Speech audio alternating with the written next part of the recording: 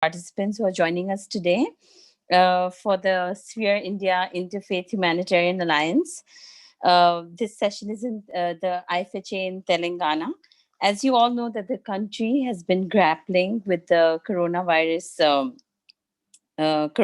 in the last 1.5 years. So, people and communities have lost lives, have lost livelihoods. They have faced immense amount of loss in the past 1.5 years. And we have seen that, this has tremendously affected them. At times like this, we turn to our leaders and especially our faith leaders to also give us guidance and probably look towards them for playing a very critical role in the way we fight with the virus. Right now, during the lockdown, especially, most of faith communities have come out and done a lot of things for the community in terms of medical supplies, in terms of food supplies during the lockdown, a lot of vaccination drives, a lot of COVID relief work has been done by them. So as a platform, we try to dialogue with our interfaith leaders from various states. Sphere India has been doing these sessions throughout for the past one year now. And what we do is we dialogue with different interfaith leaders and try to find out from them about what they have been doing and what sort of insights are coming out from the field and how do we promote COVID appropriate behavior. We've been doing these sessions with UNICEF India, World Vision India, WHO, and the HCL Foundation. So in the context of COVID, this has been a very good platform to be able to spread messages to do with, following COVID protocols and also finding out about what we are doing as, as a part of faith communities, a lot of which gets not reported or documented otherwise. So I would like to welcome all our eminent panelists today. We have with us quite a few panelists and our keynote address to begin with. I will be giving small introductions to each person before they speak. But Mr. Prasun Sen from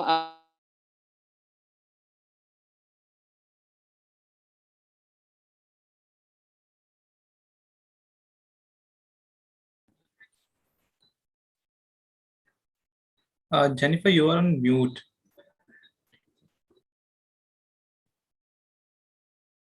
Ma'am, you have muted your audio somehow. We are unable to hear you, madam. Still not. But you can join again and we unmute. Yeah.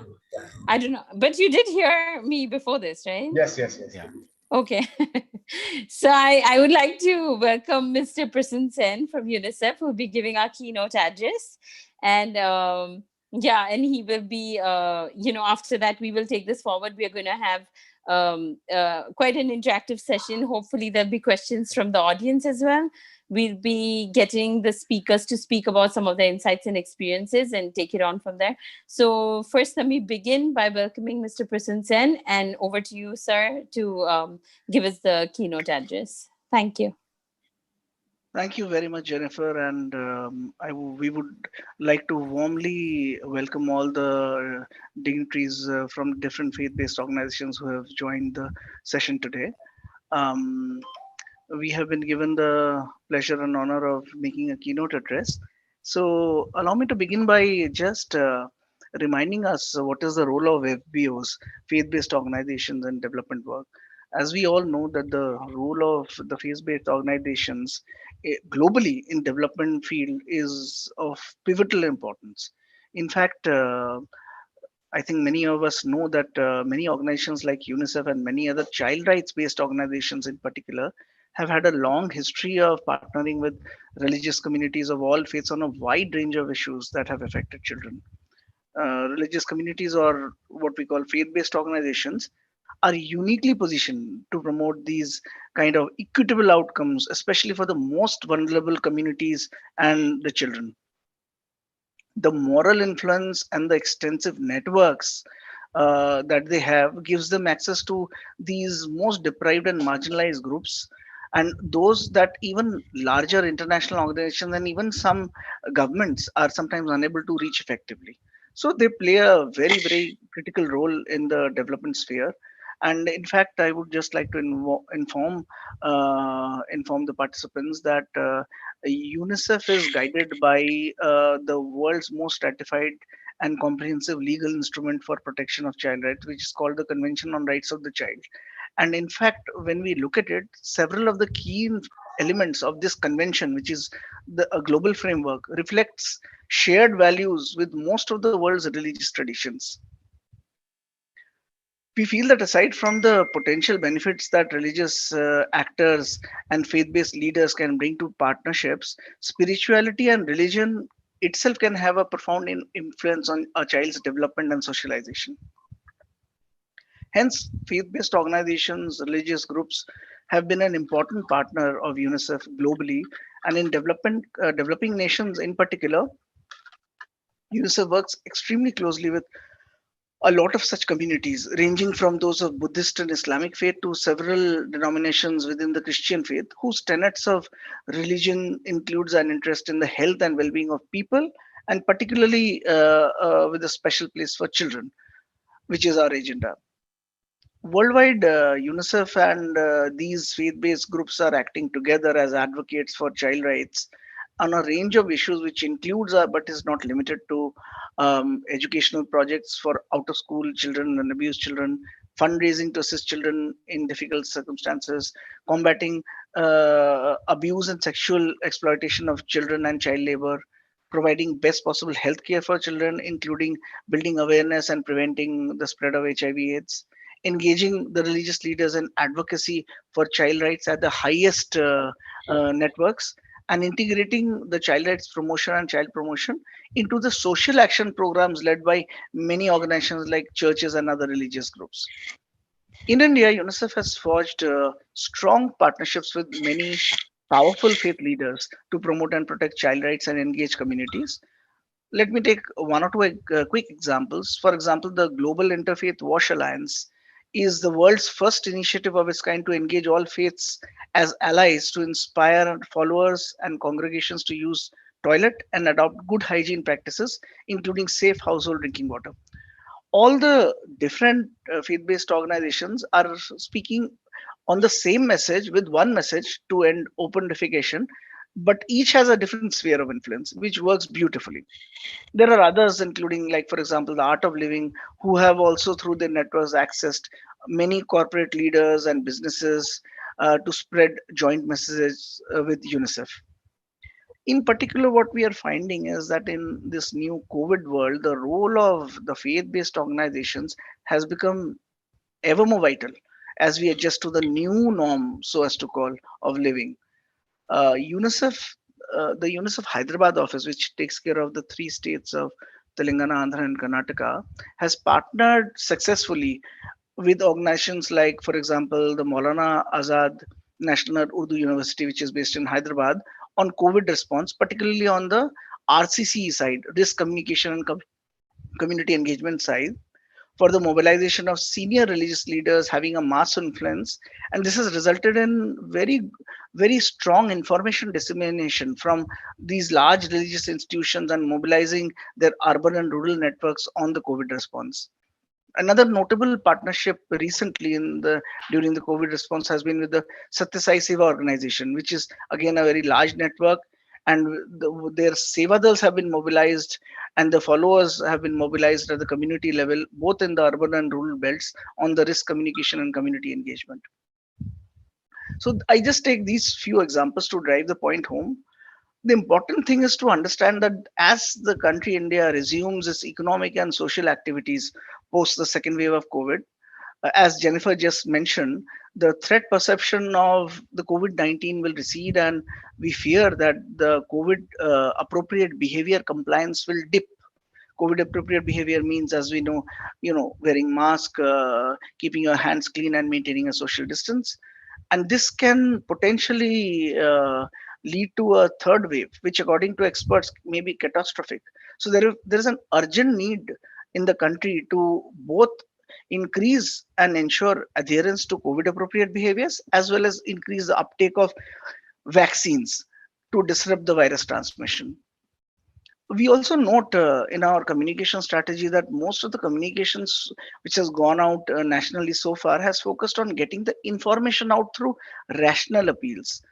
But what our communication studies inform us is that adherence to COVID appropriate behavior or vaccine acceptance is now becoming a function of an individual's choice of deciding whether they or not they would or would not like to take vaccine, would or would not like to practice the right behavior.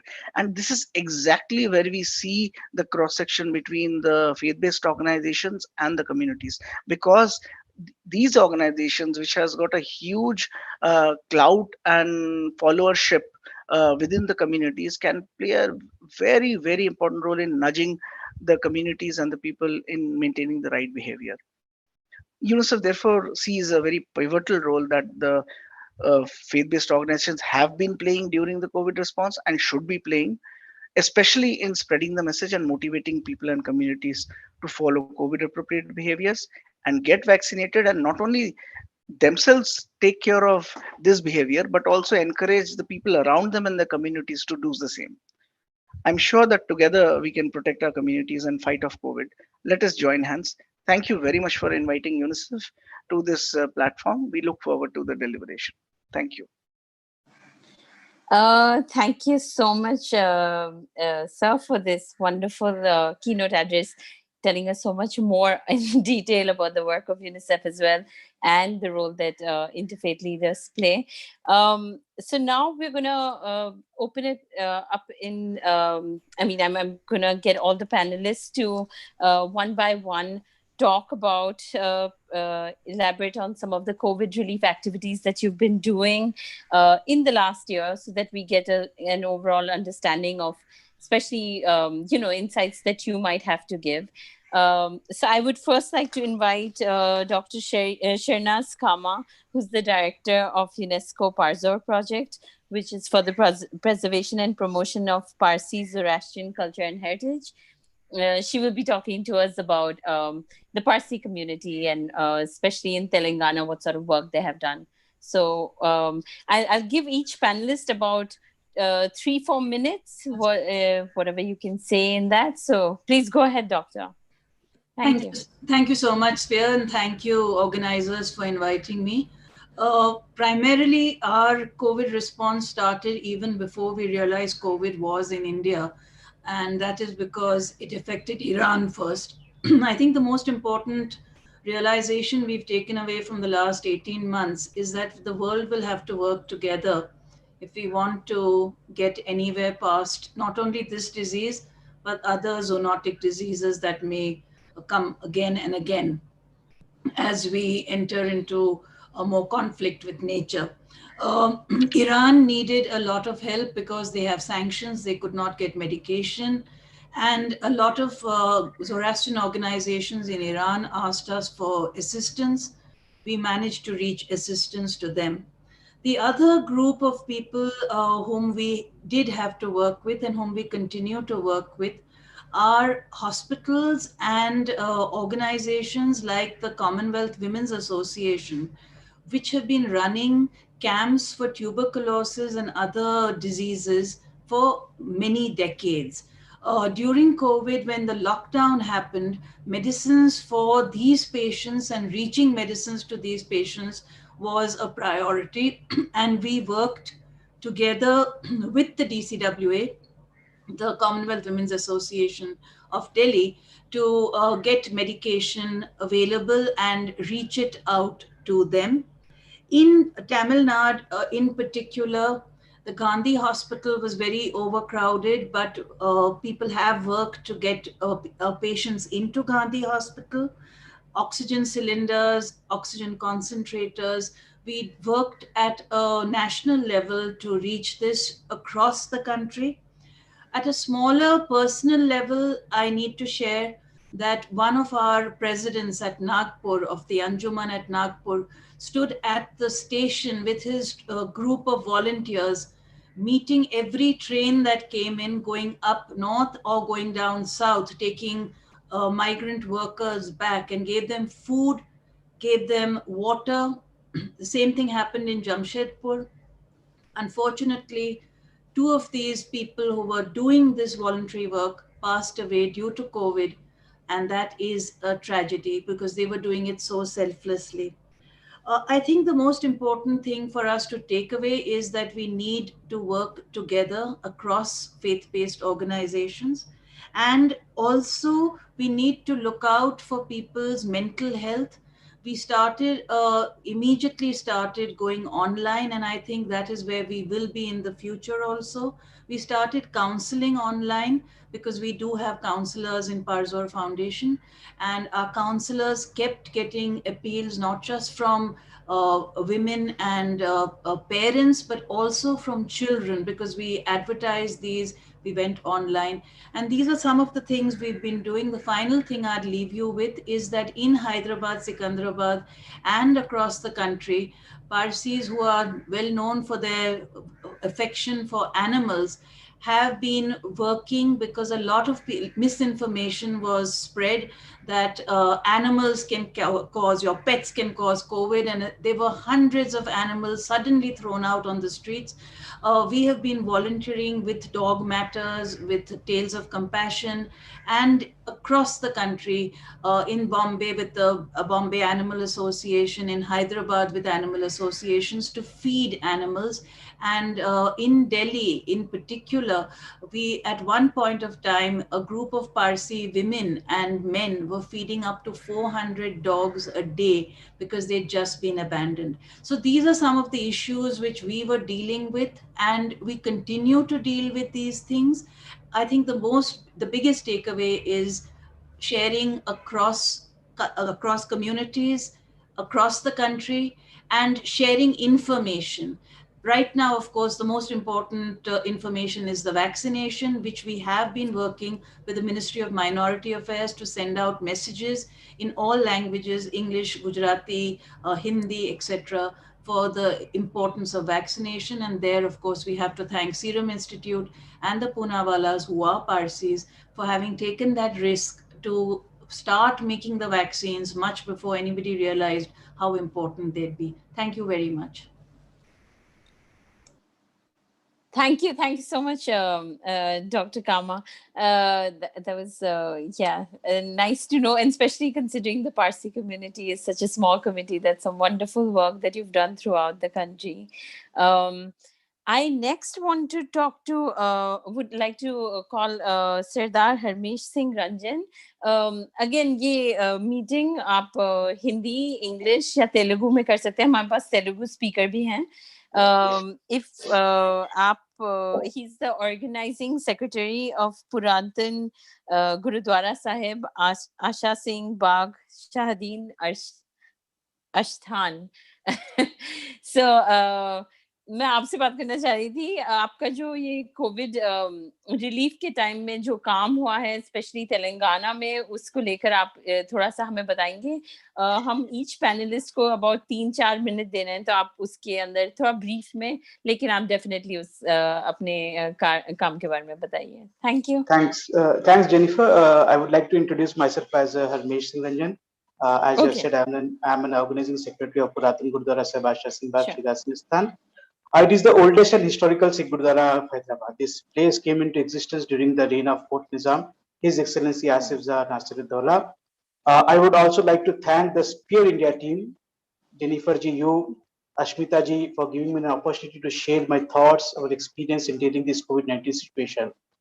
Today, this world is under attack from this dreaded disease, and it has taken toll on complete humanity. Complete world, irrespective of caste, creed, religion, nationality. Apart from human loss, there is huge financial loss from this disease. Government has taken various measures to stop this dreaded disease, but apart from government, many teams, many trusts, many organizations have come forward. Sikh community is not behind this. You are all are aware of that.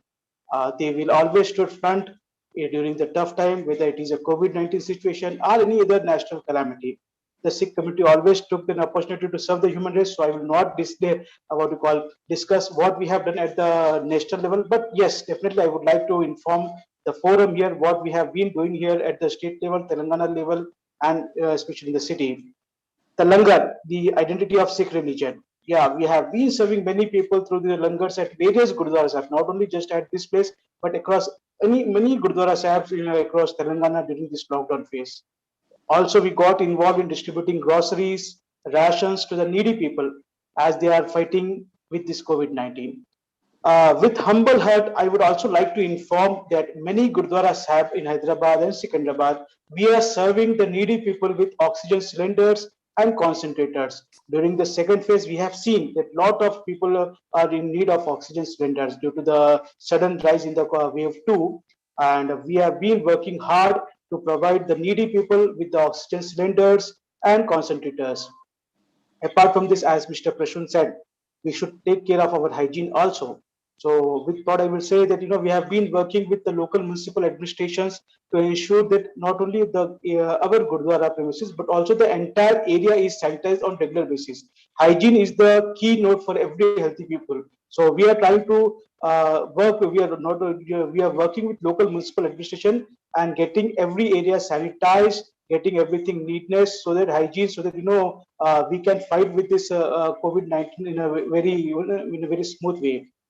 Apart from this, sanitizing machines have been installed at various places in our Gurdwara premises. Wearing of masks is compulsory, and then the government have implemented. They have announced many protocols to fight with this COVID-19.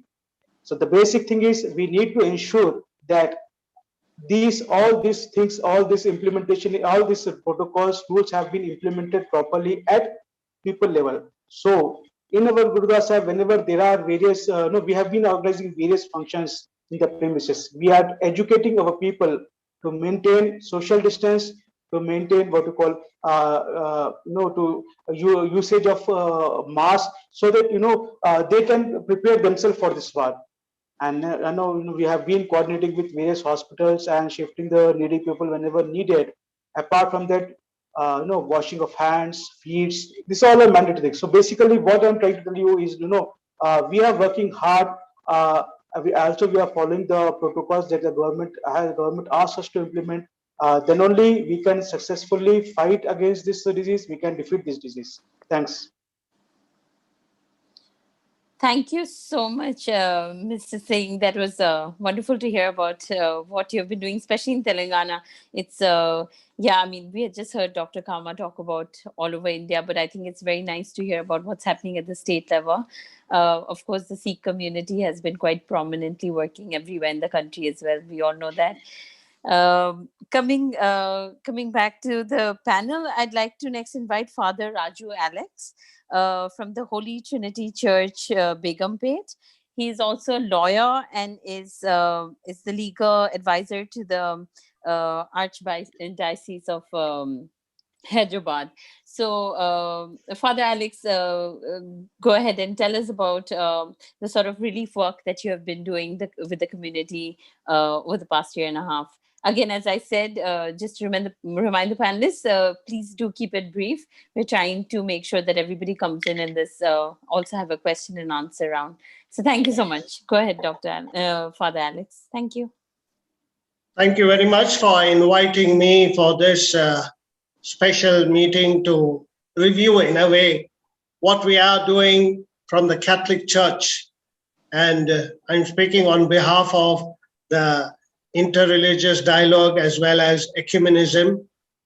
And on behalf of my secretary, Father Antaya, who's not well, so he has requested me to speak on behalf of the Interreligious Dialogue Commission.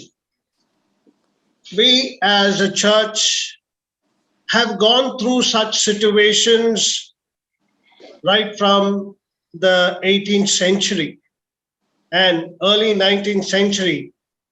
We have gone through such situations. Therefore, for our spiritual life and for our spiritual activities, we could gel in very fast to do our activities virtually and also making our people understand that the church went through such situation.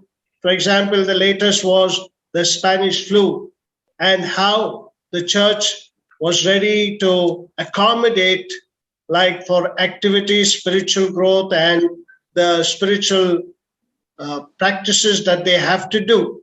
And therefore, we could reach out to people first, making people aware of what they have to now be doing. They had all these details in the media, but they also depend certain instructions from the church. And therefore, we were able to also pass on the instructions how to be little more strong, little more careful, increase your immunity, and thereby you can fight against this challenge that is there. So the spiritual activities, even though during the lockdown, in a way, people were a little agitated. They said, we want to come to church, but we said, you have to be safe first. And that is how we could, in a way, tell them to be at home and to do all your spiritual activities from home and be online and see that you are part of every spiritual activity that is virtually given to you through the media, like for YouTube or WhatsApp or even Zoom. We had all this, and I'm so thrilled that there were so many activities that we could carry out during the first lockdown. We had quiz competition, we had treasure hunt, we had activities of various crossword puzzles that we could do online. And it was interesting to do all this. Why? To keep our flock together. That was an important thing that we had to do. They should not be, in a way, going astray by seeing some of their near and dear ones dying and not receiving the blessings from the priest. And therefore, to keep the flock together, we had various activities that we could carry out. And every day to give them a sweet message for them to hope to live. And that is how we motivated them. And it was in the second wave that we could really do many other activities, especially when we could reach out in the spiritual activities like this. We were most professional in all our online programs. Because of the first lockdown, we were a little rough and we were not doing in a professional way. But in the second lockdown, we were very professional in reaching out to give them all the spiritual strength that they need.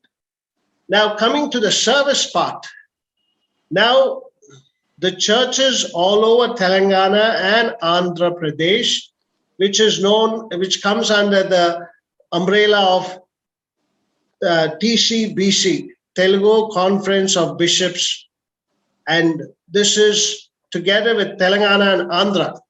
And all the bishops were instructed to cater for the needs of especially the migrants. And we could reach out to the migrants especially because there were few migrants who were leaving and going away. Even from my very church, Begumpet, at least about 15 families from Srikakulam went back because they found it very difficult to meet ends. And that is how they had to go away. And we could educate them. And now they are back again because they were all labor class. They have come back, they are again working. And that is how we could bring them. The service that we did was we did a lot of activity like promoting them to receive, especially the rations that we could give, rice, dal, sugar, and soap, few other important rations that we could give. And it was on periodical times that we could give area-wise And we also went into certain areas where they were migrants, like people who are working in buildings and all these labor classes. We used to call them into the church, and most of them, in our own community, the Catholics are very few whom we served during the lockdown. But there were quite a lot of non-Catholics, as well as all of them were migrants who received all these rations. And that is how we continuously gave them something so that they can live with the hope that there is somebody looking after them, somebody is concerned about them. That is how we went out to reach out to people. In spite of all the odds, we had to sometimes tell our own people, give up certain celebrations, save that, get some rations. We will see that it reaches to these migrants, we reach to the ones who are not able to have anything at home. We also found out that there were a lot of teachers who were losing jobs in the second wave because of the small little schools that were closing down. And we reached out to the teachers who left, who were in a way without a job, because these teachers who were working in small schools, these schools all closed down because they were not able to manage with online classes.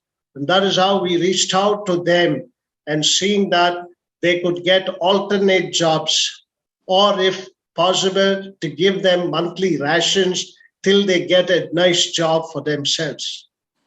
That is apart from the activities that we did. But we always say that such phase that comes into our lives is a best part for us to come together. We could see people coming together. We could see communities coming together. I believe that such situations, we have to make the best use of bringing communities together, not looking at their religion or their caste feelings and all that breaks off. The barriers are gone, and we could bring and we could move into their communities and do some work. It was so meaningful and helpful. And that is what we could really achieve. And I'm sure my desire was that COVID has taught us many things. That COVID is a very good teacher for us to know that we are able to reach out to people come what may. Thank you very much. Thank you so much, Father Alex. That was wonderful to hear, especially as we've already spoken about how, faith communities have played quite a prominent role in spreading these messages of positivity, and the role that you've played in terms of making sure that in a certain way, CAB behavior is followed, COVID appropriate behavior. Thank you so much. I also now want to invite Dr. Raziuddin Hussain, who is also he's been doing a lot of work with the Muslim community in Telangana. He's from the Milli Baitul Mal Trust. So, and Dr. Razi, if you could come on and tell us about what work you have been doing in the last 1 year, and how that has, in the field of COVID relief, and any insights from the field. Ma'am, I think. Sorry. I think आप mute पे हैं. I think आप mute पे हैं. You'll have to unmute him. Abhay, can you unmute him? We cannot hear you. Sir, if you can unmute, we have given you the permission to unmute. Hello? Yeah. Yes. Hello. Hello. So, Hi, Dr. sir. Razi, again, अगर आप हिंदी या तेलुगु में भी बात करना चाहते हैं, so we've got a translator as well, even for questions and everything. So yeah, please go ahead, whatever suits you. Or out of any of the 3 languages. Okay, I comfortable in Hindi. हाँ, बिल्कुल. Okay, तो आप इसमें बताइएगा कि आपका Covid relief को लेकर क्या काम हुआ है लास्ट 1 ईयर ओके, में। Thank you. वेलकम। अस्सलाम वालेकुम एवरीवन। फर्स्ट ऑफ ऑल, मैंने आपके सामने जो अभी अस्सलाम वालेकुम कहा है, इसका मतलब ये है कि मैं ये बोल रहा हूँ कि आप सब पर मेरी सलामती रहे। सलामती यानी कि मैं आप सबको ये कह रहा हूँ कि आप सब अच्छे रहें, ठीक है। नंबर 2, ये जो कोविड के ऊपर जो रखा गया है, पहले तो मैं आप सबको शुक्रिया कहता हूँ, थैंक यू कहता हूँ कि आपने मुझे मौका दिया कि मैं आप सबके सामने कुछ बातें रख सकूं कोविड को लेकर। तो कोविड के सिलसिले में पहले तो मैं मेरा तारुफ करा लेता हूं कि मैं डॉक्टर रजीउद्दीन रहमत हुसामी, और उसके साथ साथ मैंने पूरी हुले कुरान को याद किया है, और जिसे हाफिज कहते हैं। एंड उसके अलावा हम लोगों ने जो कोविड में काम किया है, जो एक कोविड आया है जिसके अंदर हम लोगों ने लोगों के मुश्किलात को देखा है। नंबर 1, मैंने यहाँ पर देखा है कि लोग सब में ज्यादा परेशान हुए हैं राशन को लेकर, और सेकेंडरी जो लोग परेशान हुए हैं वो ट्रीटमेंट को लेकर। मैंने जो लोगों को सफर किया है, क्योंकि मेरी खुद एक ऑर्गेनाइजेशन है जो कि मिल्ली बैतुल माल ट्रस्ट के नाम से मशहूर है, जिसमें मैंने पिछले जो वेव गया, सेकेंड वेव, उसके अंदर मैंने ऑलमोस्ट 2700 अबव फैमिलीज को 2 मंथ्स तक राशन किट्स दिए हैं, जिसके अंदर हम लोगों ने एक कैंडल और पूरे ऐसे जरूरियात के सामान रखे हैं, जिसमें दूध के बॉटल्स थे, बच्चों के लिए दूध के पाउडर्स थे। एंड उसके साथ, क्योंकि मैं एक डॉक्टर हूं, तो मैंने उसके अंदर मेरा कार्ड भी रखा था कि इफ एनी प्रॉब्लम, अगर आपको खांसी हो, नजला हो, बुखार हो, कोल्ड हो या फीवर हो, just you have to call me. जो मैं हेल्प हो सकता है मैं आपको हेल्प करूंगा। एंड उसके अलावा me and my friend circles also, एक हम लोगों ने एक ऑर्गेनाइजेशन के थ्रू फ्री कंसल्टेशन हम लोगों ने कोविड सेक्शन में चलाया था, जिसके अंदर ऑनलाइन कंसल्टेशन कर रहे थे हम लोग, जहां पर हम लोगों ने फ्री मेडिकेशन प्रोवाइड किए, फ्री ऑक्सीजन सिलेंडर्स प्रोवाइड किए, एंड 22 जनों को हम लोग अमाउंट भी दिए हैं। अब यहाँ जो मेरा जो चैरिटेबल ट्रस्ट काम करता है, तो मंथली हम लोगों ने एक चीज डिसाइड की, जिसमें हम लोग फर्स्ट संडे विडोज को पेंशन देते हैं, क्योंकि हमने देखा है कि कोविड में जो लोग जिन लोगों की डेथ हुई है, उनकी वाइफ्स को बहुत ज्यादा प्रॉब्लम हो रही थी। तो हम लोगों ने क्या किया कि एवरी संडे, यानी फर्स्ट संडे मंथ की, उन लोगों के लिए हम लोगों ने पेंशन का इंतजाम कर दिया है कि आप आए हमारे पास से रकम ले लें और महीना भर अपना घर चलाएं। नंबर 2, हम लोगों ने और एक चीज ये की है कि every last Sunday free medical camp रखा है, एंड छोटा एक क्लिनिक स्टैब्लिश किया है, जिसके अंदर हम लोगों ने फ्री मेडिकेशन रखा है। तो ये चीजें हम शुरू किए हैं। और उसके अलावा मैंने 2 चीजें पेशेंटों में देखी हैं। एक, वो लोग जो बीमारी हो रही है उसे खुलकर नहीं बता रहे हैं। आज अगर किसी को कोविड हो जाएगा, तो सब में पहले अगर खांसी हो रही है, तो पहला जहन ये जा रहा है कि मुझे कोविड हो गया है। और अगर मुझे कोविड हुआ है तो मैंने सुना है कि फला लोग इतने मर रहे हैं कोविड से। तो सब जनों के जहन में एक चीज ये बैठ गई है कि जिसे कोविड होगा वो मरेगा। फर्स्ट ऑफ ऑल कहा जाता है ना कि कैंसर से भी इंसान क्यूर हो सकता है, मगर उसकी इम्यूनिटी अच्छी रहना, उसकी सेंस अच्छे रहना, उसका माइंड अच्छा रहना।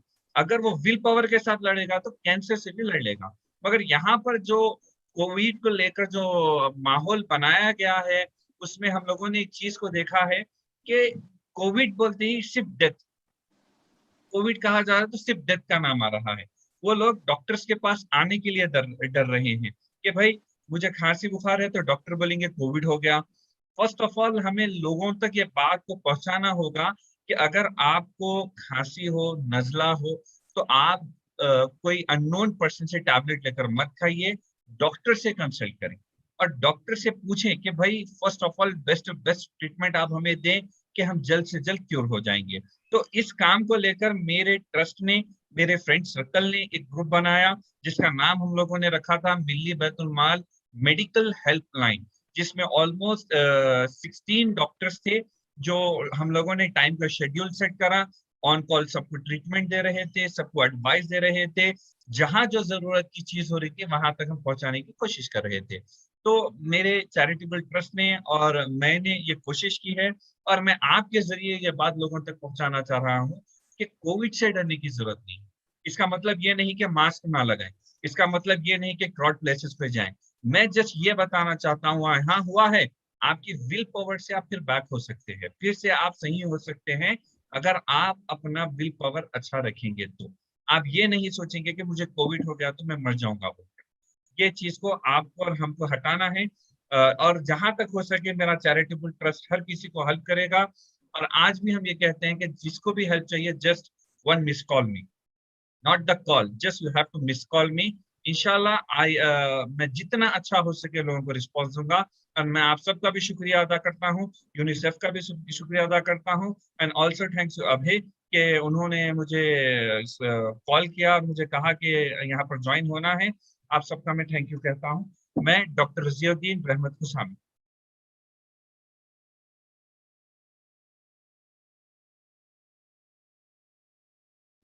Ma'am, you are on mute again, Jennifer, ma'am. Okay.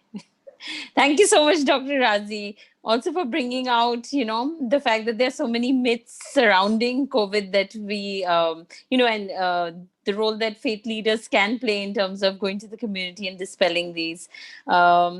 Again, I would like everybody to keep it short, and if they would like to speak in any of the three languages, that would be absolutely fine with us. I next want to talk to Dr. P. Hare Krishna, who is from ISKCON, and he is a professor in the Department of Civil Engineering at the National Institute of Technology, Warangal. So over to you, sir. Please let us know what kind of COVID relief work has been done by ISKCON in the last year and a half. Thank you. Namaste for everyone, especially Jennifer Kishan, Abhay Vasista, and Prosin Sain from UNICEF and other panelists. It's a privilege to me to share our thoughts and views, what we have done in this relief COVID time. Really happy to hear so many other panelists, what they have done for the society. We from International Society for Krishna Consciousness, we also did some remedial measures. And just to share with, I think you're able to see the PPT slide, Jennifer, Yes, sir. madam? Yes, Yeah. yes. So on this auspicious sharing of knowledge of build community resilience through vaccination, promotion of COVID-19 appropriate behaviors organized by Spear India. I thank Spear India for making such a wonderful idea of sharing this type of things. Our spiritual master, His Divine Grace Srila Prabhupada, he used to tell wonderful philosophy that all humanitarian people should love God and serve God. And it is sure that everyone will agree that all the living entities are children of God. And therefore, we should love each other. This is the philosophy with which he has started a great, wonderful spiritual organization, International Society for Krishna Consciousness.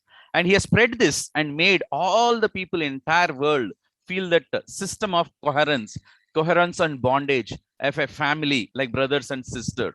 Whether it is Bhagavad Gita, Srimad Bhagavatam, Bible, Quran, anything you take, it tells about that we are all children of God. And we at ISKCON have thought of doing basic necessities. That is, all people will feel that roti, kapda or makan. So in this COVID time, we thought the roti is very important, food is very important. So we started this Food for Life.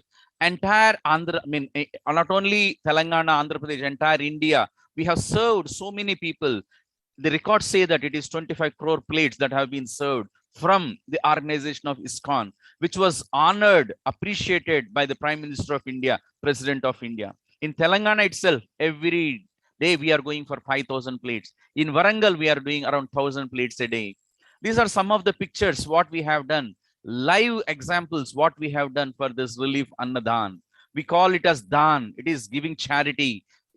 People should have that mentality of giving charity. So we started with Annadan. We have served so many members who are affected, as many of the panelists say, who doesn't have any source of income. They can't have something to keep in their mouth.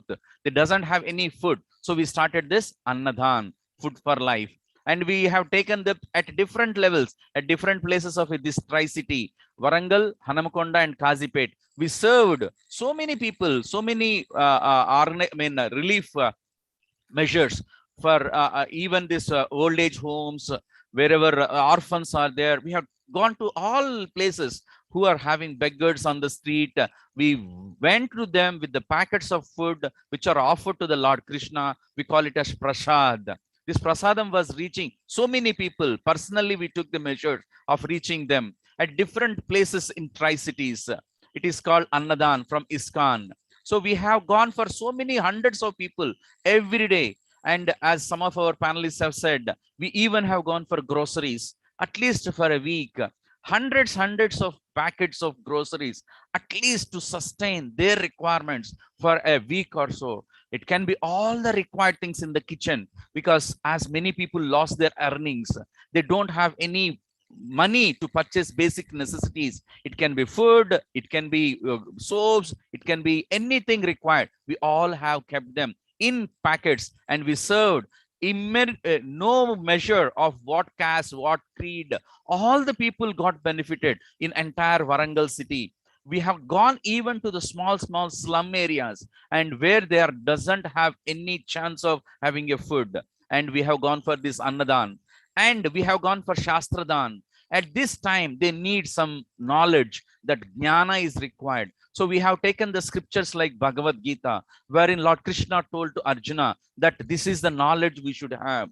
And at this critical moment, they have to have that spiritual knowledge also. That mental health is required. For that mental health, we have given some scriptures, some books, and we have made them strong enough to resist what type of incidents may come in their life. And we have gone to the schools, we have gone to marriages, we have gone to all places to make them understand the principles of life which have been given in these wonderful scriptures.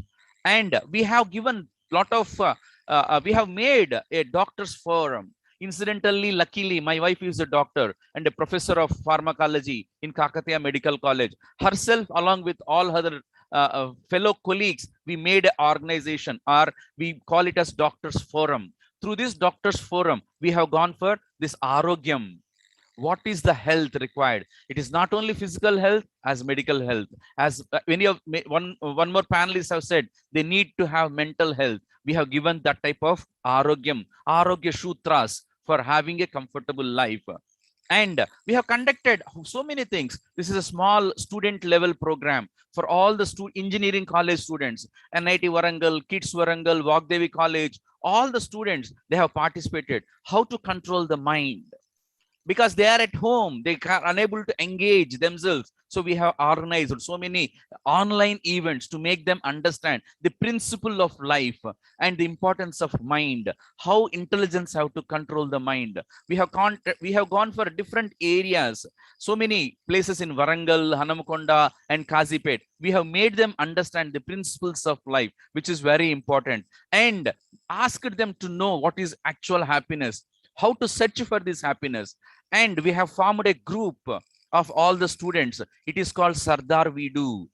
We have done so many programs under this. We have reached so many people. We have distributed all required books for the people who are very poor, maybe farmers, maybe beggars. We have collected so much of money from different students of different engineering colleges and staffs, and we have gone to them and we have provided internet connections, and we made them reach the purchase of books, and we have got awards also for this.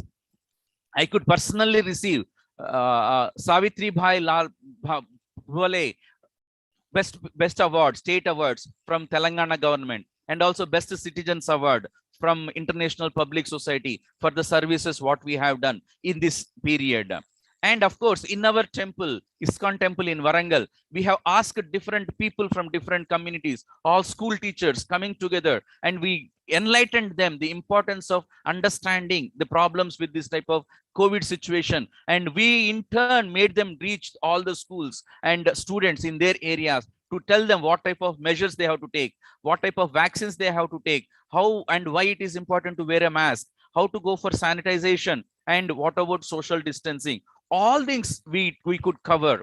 Thank you very much. And I really appreciate all the people here, the panelists who came and shared their views, especially in this very pandemic situation, which has troubled the entire world. As one of the panelists has said, Here we have to understand, I am beyond the caste, creed, religion. We are all humans. As my spiritual master, His Divine Grace Srila Prabhupada, he used to say, we are all sons of God. We are all children of God. We should come together whenever a problem comes. Just like in a family, if any one person get affected, all the family members should come. Similarly, this COVID has made us realize we are all humans under one umbrella of love of God. Thank you very much, Jennifer Madam, for giving Thank this you. opportunity. Thank you So so nice much, of you. Dr. Krishna. Thank you so much. The last panelist to be giving their view today would be Ms. Shobha Gosa, who's joining us from who's the founder, CEO of the Young People for Life India NGO, and she would be talking to us about, again, she's worked with a lot of church organizations, and she will be talking to us about what sort of work they have done during COVID. Thank you. Dr. Jennifer. Yeah, hi. So, okay. So go ahead, Dr. Gosha. I'm audible, Ms. right? Gosha. Yes, yes. Thank you. Yeah, thank you. Thank you very much. Like, as everyone said, and I really appreciate everyone taking care of it. And as this forum itself talks about how much we, as a faith communities, take care of the protecting our communities. Pastor was mentioning, Father Raja was mentioning about the activities and all. So I just want to, and also the previous panelist also mentioned about some of the activities. Very similarly, we all done together. I think it's, I just feel that it's, we're all together focusing on one goal to protect our land, protect our country and our communities, which is great. And for just to give you as a brief on like our focus, because if you see, we work with the younger generation. Younger generation, we call them digital literates. When the pandemic occurred, there are a lot of speculations about how can we, when the lockdown happened and there was a lot of issues happen. There are two things we focused on, and apart from all those things, helping people to wear a mask and sanitize and maintaining social distancing. To summarize it, but I want everybody to remember and making sure that you encourage other younger people in your community. There are two things I want to mention, two pieces I want to remember. The one is because in the Bible, like what we were taught, there is something Jesus giving in a Beatitudes on the Sermon on the Mountain. It's a very popular paragraph in the Bible. There it talks about, blessed are those peacemakers. They're the one called sons and daughters of God. Like my previous panelists mentioned, that we all are called to serve, one another. So love your neighbor as yourself. That's one of the commandments for us. So the two pieces are like, if I want to be called to be a peacemaker in the world where I am living in, one is peer care. So we started helping young people to understand what is like a peer care. Now that everything is shut down, no schools, no colleges, and even families can't meet each other. So one of the things what we were able to see is we try to ask them to volunteer, those people who cannot. Like there are 3 areas where we encourage younger people to become volunteers and go ahead, and of course we will care about their health and their protection too. By following all kinds of protocols of the the COVID-19, and we were able to encourage them to help other people who cannot access like a food, for example. Like we were able to give, and I'm just going to share some pictures for you to just to know. If they could give me access, I could share. So the peer care is like basically asking younger people to help each other. Like in the pandemic, people become very selfish. I remember when the supermarkets open and people was taking so much food for themselves, and then the government was telling that making sure that other people also have some food left there. So this has happened all over because it's a global pandemic. So one thing we were able to emphasize for younger people to understand that we need to care for each other. How? And then the cooking the meal and then delivering the meal. There are thousands of meals we were able to deliver to the local community. It doesn't matter who they are, No. and we were able to give them. Shubha, just 1 second. I'm just getting Altamash to give you sharing rights, and then you can share your screen. Thank you. Can you see now?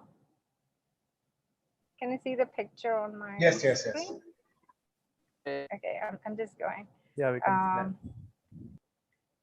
So this is the one of the thing COVID appropriate. You could see that we associated with one of the hospitals called Unicorpus, and they were willing to help younger people to be trained, how to go out and helping, other people. This is the one thing is that we created like a small medical kit. The kit looks like that, like a hygiene medical kit, and then we collected everything and put together and going around. But we were also very much mindful about risking their lives. So, but then, as I said before, peer care. How could I care for each other? This is very important. So, giving them, because they become very idle, and you remember like a lot of them getting into depression. They don't know what to do because online education becoming very challenging, and some people just turn off the video. We don't know what they're doing, and so one thing we realized that as a faith community, our younger people need to be confident. They shouldn't be losing their skills or ability to do something even in the time of pandemic. So this is something we were able to achieve by helping them and able to give like a meal. For example, we call care meal. There are like thousands of meals were delivered to various houses, and then like a hygiene workers, when they come, we appreciated them, given to some distributing some care hygiene kits and giving them advocacy thing, or also helping them. So this is something we have done. And another thing, pastoral care. The first P, I wanted to remember peer care, where our younger people know that, and they have some ability to do even in the time of lockdown. And another thing is pastoral care. Some of them mentioned that depression, disappointment, losing hope, and especially, you may get access to many things online, but then the church also need to be online, which is very new. Even though younger people are digital literates, but we were not able to attract them to sit for like an hour or something. So the pastoral care becoming a very challenging thing for us. So what we have to do, we need to help them to become more creative way to come together. Like we made a small groups coming together, and but at the same time they need to have like a very appropriate behavior, to protect themselves. And then we were able to help them to see what best they can actually contribute towards their own families or community or nearby neighborhoods. For example, online. So we had a online helpline kind of thing. Of course, it's within the community. It's a very close community. People can call up and they connect to each other, knowing that. So we were able to maintain a big database. And in the database, because these are all, I'm talking about digital literates, how best we could, make them to work towards the community health and also mental health, for example, and also providing them care meals, we call, and making sure that, and also they support each other. So that we were able to create a huge support system among themselves. So this is something we were able to create awareness. I mean, there are other ways also we were able to work with the schools and colleges also, because we felt that young people need to be more confident in the process, that they shouldn't lose hope. So we were able to create like a small kind of videos. So in a WhatsApp, like for example, we used WhatsApp as a major communication, because there were groups. Of course, we use Zoom, and it could be Microsoft Meets, and families sitting together, having a time of fellowship or having a meal, and there are so many ways, creative ways, we were able to push them towards hope. Because this was the time, I think, no matter what religion you belongs to, we were all running one human race, and it became very challenging for all of us.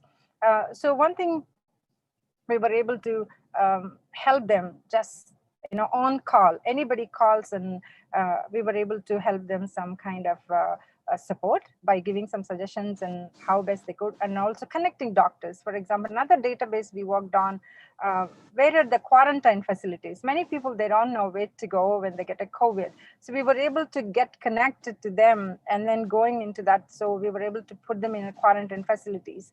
And then after they're finishing, if they need to go back to homes, or maybe they self-quarantine in the houses, and looking after them. So we were able to deliver meals like a 7 days or 14 days, 21 days.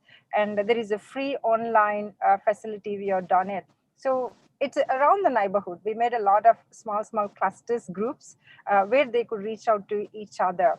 So the one is peer care, which was very important, and which we were able to achieve through, encouraging many of the younger volunteers. And the second is pastoral care, which is like a praying together and helping them, they shouldn't lose hope. A lot of questions. I don't know how many of you in other religious, forums, but I feel like our younger people or families, they're more vocal. They question God. They question where is God at the time of trouble like this. Why COVID? Why we should lose? I remember like a couple of families, one guy, very young boy and girl, they lost the father, the COVID time. And then they can't even attend their funeral. And then it was the biggest challenging thing, right? And then how can we help these kind of situation? How can we help them to provide? So there is a few volunteers with the suit on, and they took an initiative and helping this family to have, because there was we all know that we couldn't do those kind of religious rituals at the time of pandemic, when somebody lost their loved ones, and just online. But then how can make it more comfortable, more accepting? How can we create hope in that very deadly situation? So this is something we were able to work through that. So Shubha, I would say, sorry, Shubha, I just, quickly want to also then ask you, which brings us to our second question. And quickly, if you could tell us, perhaps one way, some sort of a way in which you see opportunities for, how to tackle future challenges from what you're getting from from your 1 year experience, like maybe just one insight, perhaps, where you could suggest a way in which we can, prepare better for perhaps if there is a third wave, or, as most of us have discussed, the onslaught of coronavirus, it continues in different ways. So, if you could just give us one insight really quickly, so then I can, this is something else we would like to get from the field. Go ahead. Yeah. Thank you. I'm just sharing one screen. It's something called Periods in Pandemic.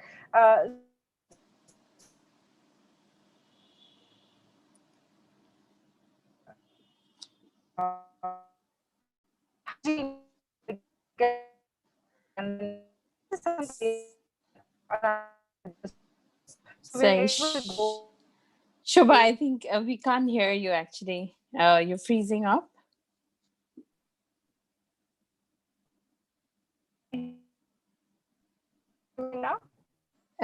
We can hear you. Yeah, go ahead. Yeah. No, this is still breaking up. Would you want to turn off your video? Maybe that would help.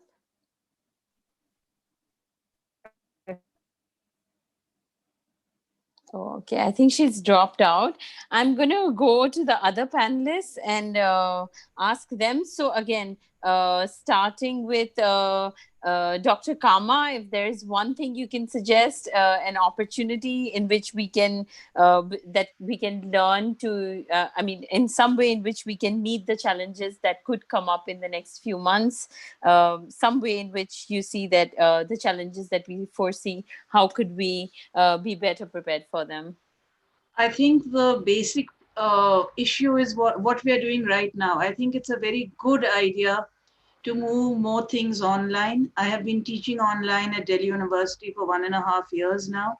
And I think the one-to-one way you can reach across the world is a good thing. You can get the best medical advice from anywhere in the world, all these other things. So I think moving online in a sensible way, not just listening to anybody and everybody, but to focus your online discussions. I think the way we are sharing right now is a very useful thing. Thank you. Well, thank you so much, Dr. Kama. Okay, moving on to Father Raju. Alex, if you could tell us one thing in your experience that has come out that you can suggest that we can use to meet the challenges we might now face in the next few months. One of the important aspects is to reach out to people. No, we can't sit at home and wait for them to come to us. They are not going to come to us at all. We have to find ways and means of going out. Unless I move out from my comfort zone, I can't give comfort to others. Another important aspect is to disturb the comforted ones. There are so many people comfortably living their lives. There are disturbed people as well. So I always disturb the comforted and comfort the disturbed. This is another way of it. Another aspect that would always be good for all of us is have a lot of awareness programs. Even now people are not willing to take vaccination. There are quite a lot of people not willing to take vaccination. There are quite a lot of people who are discouraging. And there are some people who are saying this COVID or this pandemic is unnatural. It is not at all there. So we have to not give up on that. We have to bring awareness programs more and more. Thank you so much. Thank you. And so the next person I would like to ask is Sardar Harmesh Singh. Ranjan, please, if you could tell us, share with us your views on one insight that you would like us to pay attention to. Yeah, thanks, Jennifer. Not just one, I have two things to share with you all people. Go ahead. So definitely I will be taking a couple of more words, so please bear with me. See, we all are mass influencer, right? We all are the people who are leading our own religious institutions, and definitely we are mass influencer.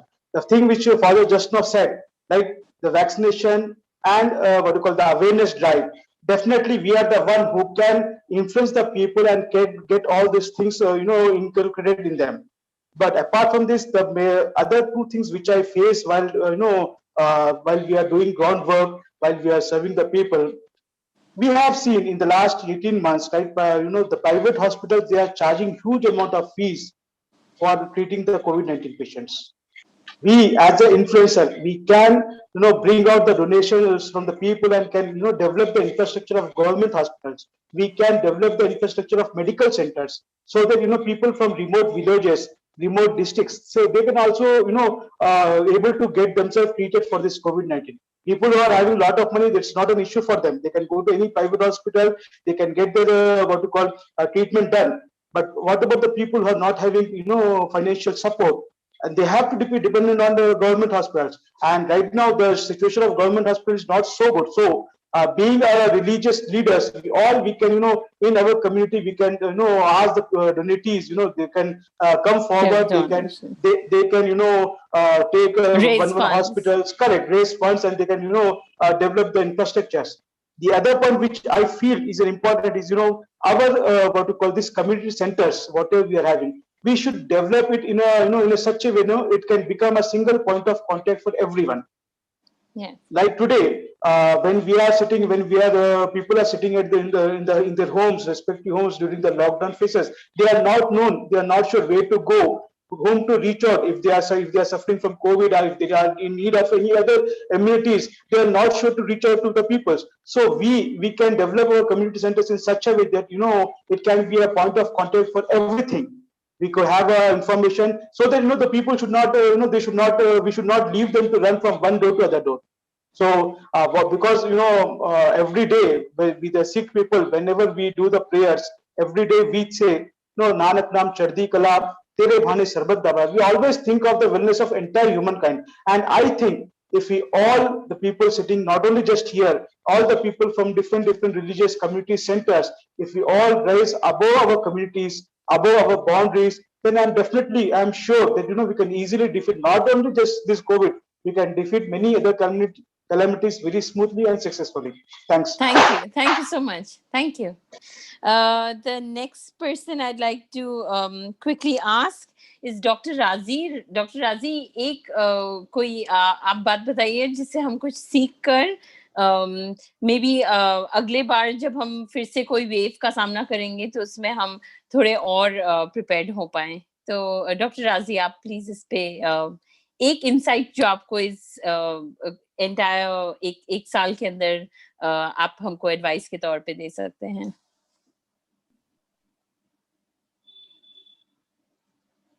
Is Dr. Razi there? Hello.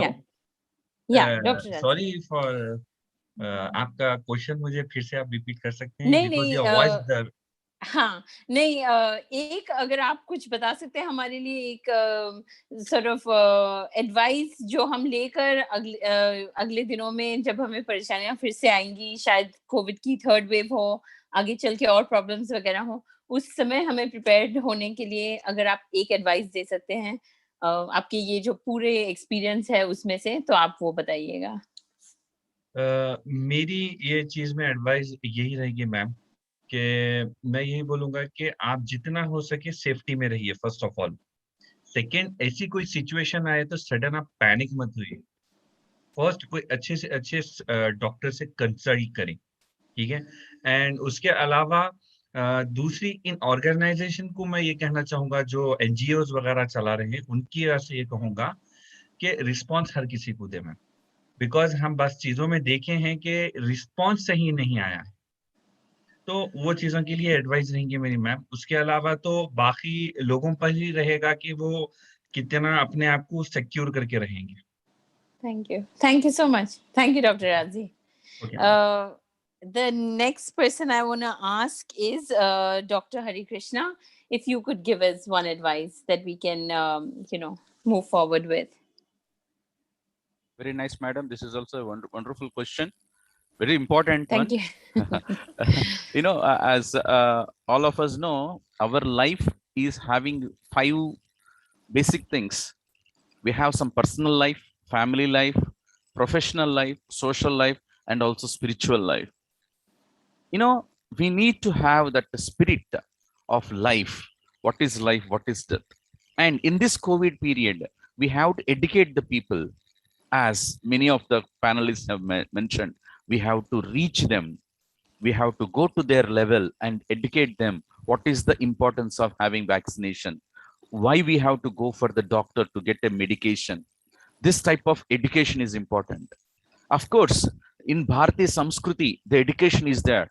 From very olden times, we had such a wonderful Gurukulas. We have Nalanda University, one of the best universities we had, and Navadip University. So these are all great things which used to give this knowledge, not only bookish knowledge, practical knowledge and spiritual knowledge. That spiritual knowledge is important. In our Bharatiya language, we call it as meditation, yoga. It is not for physical health, it is for mental health also. We need to take care of our physical body and our mental body.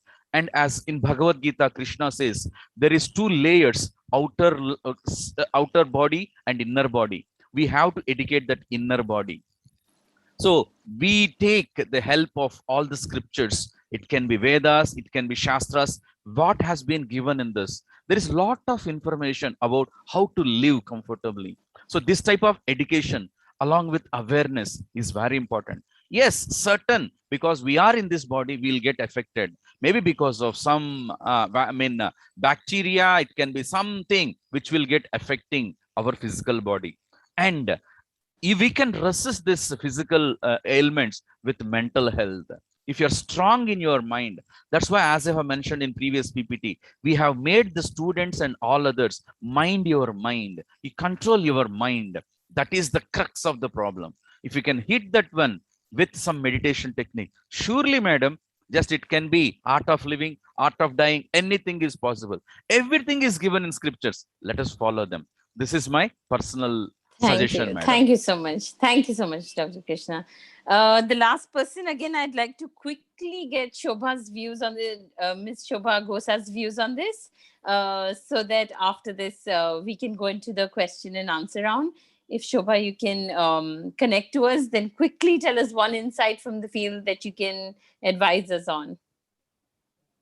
I think, as everybody mentioned that, and we are aware of it, it's a global pandemic. So it's not, it's no matter who you are and where you are, you would face it. So we need to be very intentional and helping each other to making sure that we take those kind of precautions. And for example, there are a lot of myths going around in India. So we always have a very intentional our conversation are always intentional. When some people have a questions, I think we need to have a very deliberate dialogue.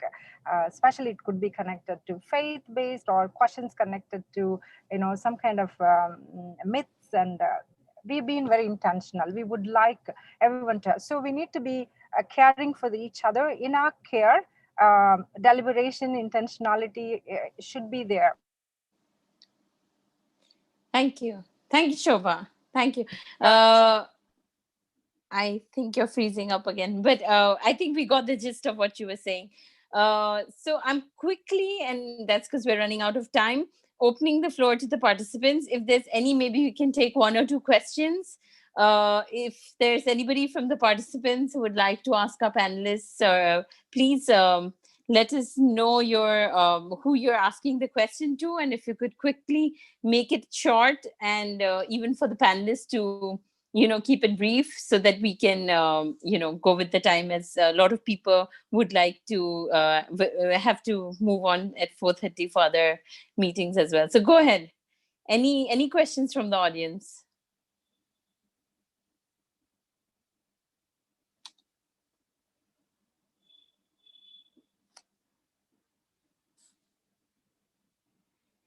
I'm guessing,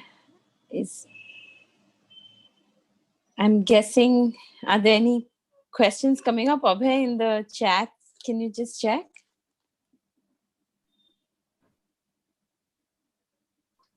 No such question in the chat. I think it was quite a comprehensive, session. I don't think there's anything actually left for many to add. Which is why I thank you to all the panelists, especially coming from all these. Yes, I think people are writing exactly that everything was very clear.